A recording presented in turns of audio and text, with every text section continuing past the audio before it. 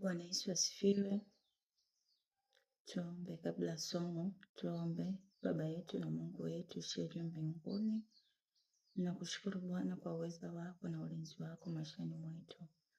Umetulinda tangu tulipoamka asubuhi mpaka wakati huu Bwana wa mchana. Jina lako liinuliwe Bwana. Tunakwenda kujifunza neno lako, tunaalika uwepo wako, malaika zako wakawe pamoja nasi, wakaongoze neno hili likapandwe ndani ya mioyo yetu na likazae matunda Bwana. Ninawakabidhi hata wasikilizaji na watazamaji, ukawabariki kwa kila hatua. Ndivyo ninavyoomba nikiliamini jina lako katika jina la Yesu. Amina. Bwana Yesu asifiwe. Leo ningependa tujifunze kitabu cha Yohana 3 na ule mstari wa 16 na kuendelea. Neno la Mungu linasema, kwa maana jinsi hii Mungu aliupenda ulimwengu hata akamtoa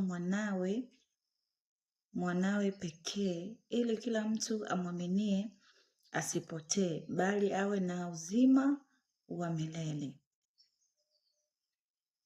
Maana Mungu hakumtuma mwana ulimwenguni ili auhukumu ulimwengu, bali ulimwengu uokolewe katika yeye. Bwana Yesu asifiwe. Neno la Mungu linatupeleka katika pendo la Bwana. Tunaona jinsi gani Mungu alivyomtoa mwanae wa pekee ili kuja kutukomboa sisi wa dhambi. Tukiendelea 17:18 nasema, amwaminie yeye hahukumiwi, asiyeamini amekwisha kuhukumiwa, kwa sababu hakuliamini jina la mwana pekee wa Mungu.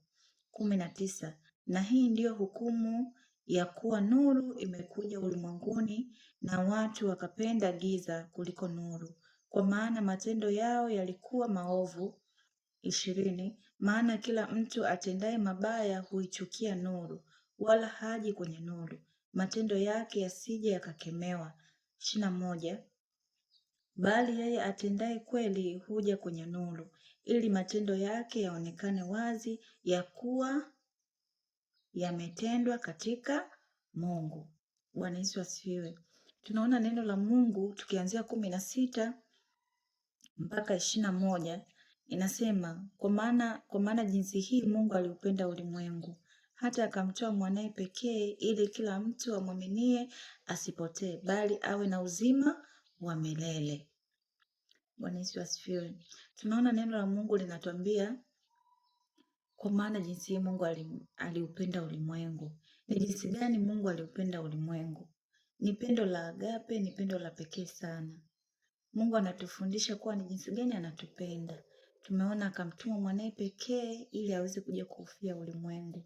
Kwa alivyomtuma mwanae pekee alikuja kunifia mimi na wewe hapo mtazamaji. Kwa tunaambiwa Mungu hakuja ulimwenguni ili kuhukumu ulimwengu, bali alikuja ili kuuokoa ulimwengu. Kwa tunaona hapa kuanzia 19 inasema, na hii ndiyo hukumu ya kuwa nuru imekuja ulimwenguni. Anasema na hii ndiyo hukumu ya kuwa nuru imekuja ulimwenguni, na watu wakapenda giza kuliko nuru. Kwa nuru ilipokuja ulimwenguni, wanadamu sisi tukapenda giza. Anasema tukapenda giza kuliko nuru, kwa maana matendo yao yalikuwa maovu. Mungu alipomtuma mwanae pekee kuja kutufia sisi, aliona tumeanguka dhambini, matendo yetu yalikuwa maovu, akamtoa mwanae pekee ili kuja kutukomboa sisi. Lakini sisi tuliokuja kukombolewa hatukuitaka ile nuru. Maana kila mtu atendaye mabaya huichukia nuru. Kwa kila mtu atendaye mabaya huichukia nuru. Kwa tunaona shetani anatufanya wanadamu tuweze kutenda mabaya ili tuweze kuichukia nuru, ili tuweze kukaa mbali na nuru ambayo tuliletewa nuru hiyo kwa ajili yetu sisi. Anasema bali yeye atendaye kweli huja kwenye nuru, ili matendo yake yaonekane wazi, ya kuwa yametendwa katika Mungu. Kwa unapotenda matendo mema, unapotenda matendo yanayompendeza Mungu, wewe unaipenda nuru, na matendo hayo yanatendeka wazi, hayatendeki tena gizani. Lakini kama unatenda uovu wowote, hutautenda hadharani, utautenda gizani ili usionekane katika walimwengu. Kwa unapotenda tendo lolote lisilompendeza Mungu, utalitenda gizani, lakini tendo lolote linalompendeza Mungu unalitenda nuruni, ili liwe wazi na watu walione tendo lililo jema. Bwana Yesu asifiwe. Ndugu mtazamaji, katika mchana wa leo, tembea katika Yohana 3 fungu la 16. Inasema, kwa maana jinsi hii Mungu aliupenda ulimwengu hata akamtoa mwanae wa pekee, ili kila mtu amwaminie asipotee, bali awe na uzima ule wa milele. Ni jinsi gani Mungu alivyotupenda! Ni upendo wa agape sana, alimtoa mwanae.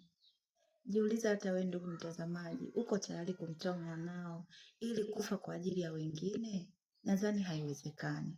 Lakini Mungu alimtoa mwanae kwa ajili yetu sisi. Akamtoa mwanae kufa kwa ajili yangu mimi na wewe. Kwa hiyo ni pendo la pekee sana. Mchana wa leo nakusihi mpenzi mtazamaji, usikate tamaa. Mungu anakupenda. Kwa chochote kile unachokipitia, kwa hali yoyote ulio nayo, usije ukakata tamaa hata siku moja ukasema huna thamani, huna tumaini, huna thamani mbele za Mungu, ukaona ujizuru au fanya chochote. Tambua kuwa Mungu anakupenda kuliko kitu chochote kile. Mungu anakupenda kuliko unavyodhani. Mungu ana upendo wa dhati. Mungu ana upendo wa pekee sana kwenye maisha yetu kuliko kitu chochote kile. Maana Mungu anasema, mawazo ninayowazia ninyi ni mawazo yaliyo mema, wala si mawazo mabaya.